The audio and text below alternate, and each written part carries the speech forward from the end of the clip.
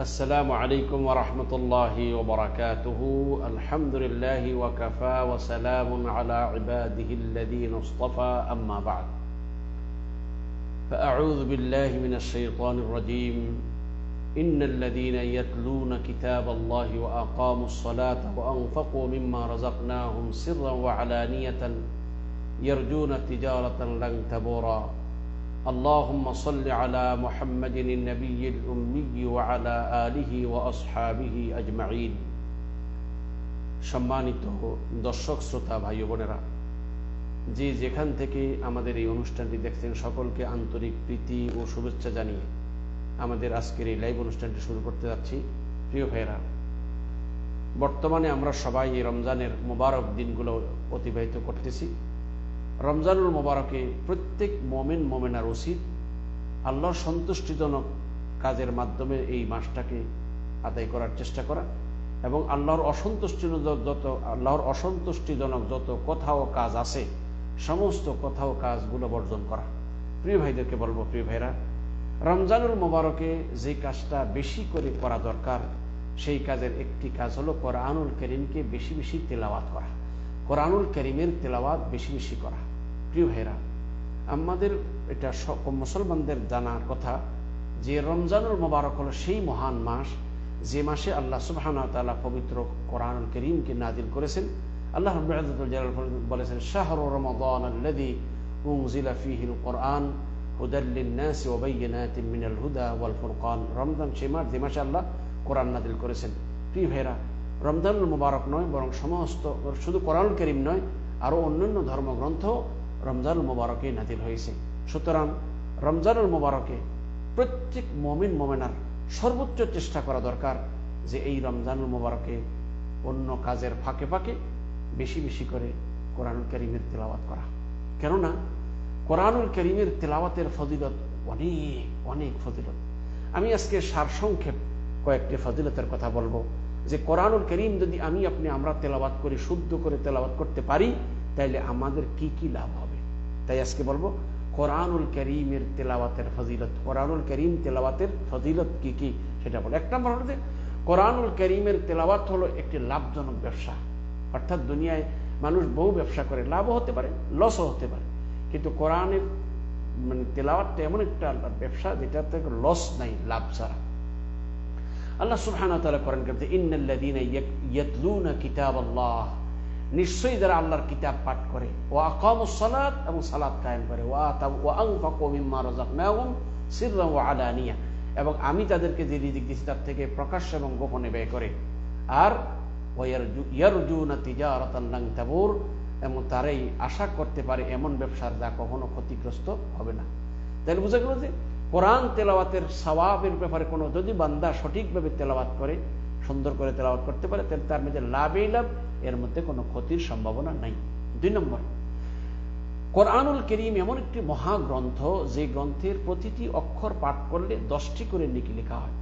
পৃথিবীতে যত কিতাব আছে কোনো কিতাবের ব্যাপারে এমন ফজিলত বর্ণনা নাই যে এই কিতাবের একটি অক্ষর পাঠ করলে 10টি নেকি পাওয়া যাবে। একমাত্র কোরআনুল কারীমের ব্যাপার রয়েছে। হযরত আব্দুল্লাহ ইবনে মাসউদ রাদিয়াল্লাহু তাআলা বর্ণিত একটি হাদিস, قال রাসূলুল্লাহ সাল্লাল্লাহু আলাইহি ওয়াসাল্লাম, মান ক্বারা হারফান মিন কিতাবিল্লাহ ফালাহু হাসানাহ ওয়াল হাসানাতু বিআশরি আমসালিহা লা আকুলু আলিফ লাম মিম হারফুন ওয়ালাকিন আলিফুন হারফুন ওয়া লামুন হারফুন ওয়া মিমুন হারফুন। রাসূল সাল্লাল্লাহু আলাইহি ওয়াসাল্লাম, যে ব্যক্তি কোরআনের একটি হরফ পাঠ করে তাকে একটি করে নেকি প্রদান করা হবে, আর প্রতিটি নেকি 10টি নেকির সমান। আমি এই কথা বলি না যে আলিফ লাম মিম একটি অক্ষর শব্দ বলুন, আলিফ একটি অক্ষর, লাম একটি অক্ষর, মিম একটি অক্ষর, অর্থাৎ 3টি অক্ষর পাঠ করার কারণে সে আলিফ লাম মিমকে যদি বলে তাহলে সে 30টি নেকি পাবে। কোরআনুল কারীম পাঠ করার 3য় নং ফজিলত হলো যে কোরআনুল কারীম তেলাওয়াত করাটা বান্দার জন্য জমিনে নূর হবে, আকাশে রক্ষিত সম্পদ হবে। যারা কোরআন তেলাওয়াত করে এটা তার জন্য দুনিয়ায় নূর হবে এবং আকাশে তার জন্য রক্ষিত সম্পদ হবে। হযরত রাসূলুল্লাহ সাল্লাল্লাহু আলাইহি ওয়াসাল্লাম, আলাইকা বিতিলাওয়াতিল কোরআন ওয়া যিকরুল্লাহ। হযরত আবু যর গফার রাদিয়াল্লাহু আনহু বর্ণিত একটি হাদিস যে রাসূল সাল্লাল্লাহু আলাইহি ওয়াসাল্লাম বলেছেন, আলাইকা বিতিলাওয়াতিল কোরআন ওয়া যিকরিল্লাহ, তুমি নিজের উপরে কোরআন তেলাওয়াতকে এবং আল্লাহর জিকিরকে অনিবার্য করে নাও। কেন? ফাইন্নাহু নূরুন লাকা ফিল আরদ ওয়া যুখরুন লাকা ফিস সামা। কেননা এই কোরআন তেলাওয়াত দুনিয়ায় তোমার জন্য নূর হবে, আর আখিরাতে তোমার জন্য রক্ষিত সম্পদ স্বরূপ হবে। সেই জন্য যারা কোরআন পড়তে পারেন বেশি বেশি করে কোরআন পাঠ করবেন। কোরআন কারীম তেলাওয়াত করার ৪র্থ নম্বর ফায়দা হলো, কোরআন এটা দুনিয়ার যেমন নূর হবে, আকাশে তার স্মরণযোগ্য আমল স্বরূপ হবে। অর্থাৎ এমন আমল যেটার আল্লাহ সুবহানাহু এটা নিয়ে আলোচনা করবেন। হাদিসে আছে রাসূল সাল্লাল্লাহু আলাইহি ওয়াসাল্লাম আলাইকা বিতিলাওয়াতিল কুরআন আলাইকা বিযিকরিল্লাহি ওয়া তিলাওয়াতি কিতাবিহি ফাইন্নাহু নূরুল লাকা ফিল আরদি ওয়া যিকরুল লাকা ফিস সামা।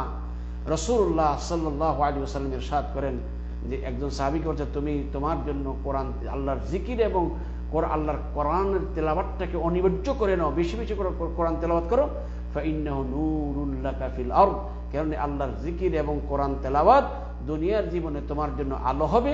ওয়া যিকরুন ফিস সামা, এবং তোমার জন্য স্মরণযোগ্য একটা আমল হবে। অর্থাৎ এই তুমি দুনিয়ায় তেলাওয়াত করার কারণে, জিকির করার কারণে আল্লাহ সে ঊর্ধ্ব জগতের আল্লাহর নিকটবর্তী ফেরেশতাদের কাছে তোমাদের নিয়ে আলোচনা করবেন। তাহলে এটা একটা খুব গুরুত্বপূর্ণ বিষয়। কোরআনুল কারীম যারা তেলাওয়াত করবেন তার জন্য দুনিয়াতে এটা তাদের জন্য নূর হবে, আর পরকালে আকাশে তাদের জন্য এটা কি হবে, উল্লেখযোগ্য বা একটা মানে স্মরণযোগ্য একটি আমল হিসেবে পরিণত হবে। ৫ নম্বর হলো যে কোরআনুল কারীম যারা তেলাওয়াত করবে কিয়ামতের দিন এই কোরআন তাদের জন্য সুপারিশ করবে। আল্লাহ সুবহানাহু ওয়া তাআলা তার হাবিবের জবানে বলেছেন, হযরত রাসূল সাল্লাল্লাহু আলাইহি ওয়াসাল্লাম বলেছেন ইকরাউল কোরআন। রাসূল সাল্লাল্লাহু আলাইহি ওয়াসাল্লাম তার জবানে এটা বলেছেন, এটা আল্লাহ রাসূলের হাবিব মুহাম্মদ রাসূলুল্লাহ সাল্লাল্লাহু আলাইহি ওয়াসাল্লাম কি বলেছেন, মানে আল্লাহ রাসূল মানে তার হাবিবুল্লাহ, আল্লাহর প্রিয় নবী, আল্লাহর হাবিব মুহাম্মদ রাসূলুল্লাহ সাল্লাল্লাহু আলাইহি ওয়াসাল্লাম বলেছেন ইকরাউল কোরআন ফাইন্নাহু ইয়াতি ইয়াউমাল কিয়ামাতি শাফিআন লিআসহাবিহি। ও আমার উম্মতেরা, তোমরা বেশি বেশি কোরআন তেলাওয়াত করো, কেননা কোরআন কিয়ামতের দিন বান্দার জন্য বা তেলাওয়াতকারীর জন্য সুপারিশ করবেন। তাহলে যারা এই দুনিয়াতে কোরআনুল কারীমকে বেশি বেশি তেলাওয়াত করবেন, কিয়ামতের দিন এই কোরআন বান্দার জন্য সুপারিশ করবেন। অপর এক হাদিসে আছে রাসূলুল্লাহ সাল্লাল্লাহু আলাইহি ওয়াসাল্লাম বলেছেন আস-সিয়ামু ওয়াল কুরআনু ইয়াশফাআনি লিল আবদি ইয়াউমাল কিয়ামাহ। রোজা এবং কোরআন কিয়ামতের দিন বান্দার জন্য সুপারিশ করবে। সুতরাং যারা এই পৃথিবীতে বেশি বেশি করে কোরআন তেলাওয়াত করবেন, কিয়ামতের দিন এই কোরআন তাদের জন্য সুপারিশকারী হবে। ৬ নং ফজিলত, কোরআনুল কারীম তেলাওয়াত করার ৬ নং ফজিলত হলো কোরআনুল কারীমের তেলাওয়াত হলো মুমিনদের জন্য একটা উত্তম সম্পদ। হাদিসের সারাংশ হলো যে রাসূল সাল্লাল্লাহু আলাইহি ওয়াসাল্লাম বলেছেন আইয়ুকুম ইউহিব্বু আন ইয়াগদুয়া কুল্লা ইয়াউমিন ইলা বুতহান আও ইলা আকিক ফায়াতি মিনহু বিনাকাতাইনি কাওমাওয়াইনি ফি গায়রি ইসরিন ওয়ালা কাতিআতিন। এই হাদিসের লম্বা হাদিসের সার কথা হলো রাসূল সাল্লাল্লাহু আলাইহি ওয়াসাল্লাম বলেছেন, তোমাদের কেউ কেন সকালে মসজিদে গিয়ে আল্লাহর মানে রাসূল তোমাদের মধ্যে কে আছে এমন যে এটা পছন্দ করবে যে যে বতহান বা আকিক নামক বাজারে গিয়ে সেখানে মোটা তাজা দেখে ওট নিয়ে আসবে। তো সবাই বললো যে এটা কোনো অন্যায়ভাবে স্যার মানে বৈধভাবে নিয়ে আসবে। সবাই বললো যে আমরা সবাই তো পছন্দ করি। রাসূল সাল্লাল্লাহু আলাইহি ওয়াসাল্লাম তোমাদের কেউ কেন মসজিদে গিয়ে আল্লাহর কোরআন হতে 2টি আয়াত পড়ে না বা শিক্ষা দেয় না, তাহলে এটি তার জন্য 2টি উট লাভ করার সেটা উত্তম। অর্থাৎ কোনো ব্যক্তি যদি মসজিদে গিয়ে কোরআনে কারীমের তেলাওয়াত করে অথবা কাউকে কোরআন শিক্ষা দেয়, তাহলে প্রতিটি আয়াত একটি উটের চাইতেও তার জন্য উত্তম সম্পদ হিসাবে গণ্য হবে। ৭ নম্বর ফজিলত হলো কোরআনুল কারীমের তেলাওয়াতের ৭ নং ফজিলত হলো কোরআনুল কারীমের তেলাওয়াতের দ্বারা বান্দার ঈমান বৃদ্ধি হয়। কোরআন তেলাওয়াত করার দ্বারা বান্দার ঈমান বৃদ্ধি হয়। আল্লাহ রাব্বুল ইজ্জতুল জালাল কোরআনে কারীম বলেছেন ইন্নামাল মুমিনুনা আল্লাযীনা ইযা যুকিরাল্লাহু ওয়াজিলাত কুলুবুহুম ওয়া ইযা তুলিয়াত আলাইহিম আয়াতুহু যাদাতহুম ঈমানান ওয়া আলা রাব্বিহিম ইয়াতাওয়াক্কালুন। আল্লাহ বলেন মুমিন তো তারা যাদের অন্তরসমূহ কেঁপে ওঠে যখন আল্লাহর স্মরণ করা হয়, আর যখন তাদের উপর আল্লাহর আয়াত পাঠ করা হয় তখন তাদের ঈমান বৃদ্ধি করে দেয়, এবং তারা যারা রবের উপরই ভরসা করে। তার মানে হলো যে কোরআন তেলাওয়াতের কারণে বান্দার ঈমান বৃদ্ধি পায়। কারণ ঈমান বৃদ্ধির মূল মন্ত্রই হলো কোরআন কারীম। কারণ এই কোরআন আপনি যত তারপরে হাদিস শরীফ কোরআনুল কারীম যত বেশি পড়বেন, যত বেশি বুঝবেন, যত বেশি অধ্যয়ন করবেন, তত আপনার অন্তরে আল্লাহর প্রেম ভালোবাসা বাড়তে থাকবে। সেই জন্য কোরআনুল কারীমের তেলাওয়াত বেশি বেশি করা চাই। ৮ নম্বর ফজিলত হলো কোরআনুল কারীম তেলাওয়াত করার পরে যখন কোরআনুল কারীমের তেলাওয়াতকে ওসিলা করে যদি কোনো বান্দা দোয়া করেন, আল্লাহ সেই দোয়া আল্লাহ কবুল করেন। হযরত ইমরান ইবনে হুসাইন রাদিয়াল্লাহু তাআলা একটি হাদিস قال রাসূলুল্লাহ সাল্লাল্লাহু আলাইহি ওয়াসাল্লাম মান ক্বারাআল কুরআন ফাসআলিল্লাহা বিহি فإنه سيجيء أقوام يقرؤون القرآن يسألون به الناس رواه الترمذي। হযরত ইমরান ইবনে হুসাইন রাদিয়াল্লাহু তাআলা বলেছেন রাসূলুল্লাহ সাল্লাল্লাহু আলাইহি ওয়াসাল্লাম বলেছেন যে ব্যক্তি কোরআনুল কারীম তেলাওয়াত করে সেই জন্য কোরআনুল কারীমের তেলাওয়াতকে ওসিলা করে আল্লাহর নিকট প্রার্থনা করেন। কারণ অচিরেই এমন সব সম্প্রদায় আসবে যারা কোরআনুল কারীম তেলাওয়াত করে মানুষের কাছ থেকে বিনিময় চাইবে, যেটা বর্তমানে আমরা দেখতেছি। যারা বিভিন্ন বাড়ি বাড়ি খতম করে, যারা এই টাকার বিনিময়ে খতম করতেছে, সবিনা পরে বিভিন্ন জনে, এদেরকে বোঝানো হয়েছে। প্রিয় ভাইরা, কোরআনুল কারীম যখনই তেলাওয়াত করবেন তখনই কোরআনুল কারীমের তেলাওয়াতকে ওসিলা করে আল্লাহর কাছে প্রার্থনা করবেন। এটার নিয়মটা আমি আপনাদের বলে দিই। যখনই আপনারা কোরআনুল কারীম তেলাওয়াত করবেন, তেলাওয়াতের পরে কিছু দরুদ পাঠ করেন, ইস্তেগফার করুন, তারপরে যেমন আল্লাহর গুণগান গাওয়ার জন্য আলহামদুলিল্লাহ সূরা আছে, কুল হুয়াল্লাহ সূরা আছে, এরকম কিছু পাঠ করে দরুদ শরীফ পাঠ করে তারপরে হাত তুলে দোয়া করবেন। কি বলবেন যে আল্লাহ, এই পবিত্র কালাম আমি তেলাওয়াত করেছি, আপনি আমার তেলাওয়াতটা কবুল করেন। সাথে সাথে এটাও বলে দিতে পারেন যে আল্লাহ ভুল ভ্রান্তিগুলো ক্ষমা করে দেন। আল্লাহ এই তেলাওয়াতকে ওসিলা করে আপনার কাছে ভিক্ষা চাই, আল্লাহ আমার জীবনের সব গুণাগুলো মাফ করে দেন, বাকি দিয়ে আমার সমস্ত গুণের থেকে বাঁচার তৌফিক দান করেন। আল্লাহ এই কোরআনুল কারীমের তেলাওয়াতের উসিলা দিয়ে আপনার কাছে ভিক্ষা চাই, আমার আব্বা আম্মাকে ক্ষমা করে দেন, তার দুনিয়াতে চলে আখিরাতের সব গাড়িগুলো তার জন্য সহজ করে দেন, এবং আমার সন্তানদেরকে হিদায়াত দান করে সঠিক পথে পরিচালিত করুন। আমার রিজিকের অভাব দূর করে দেন, আমার অববন্টন দূর করে দেন, আমার রিজিকে প্রশস্ততা দান করেন।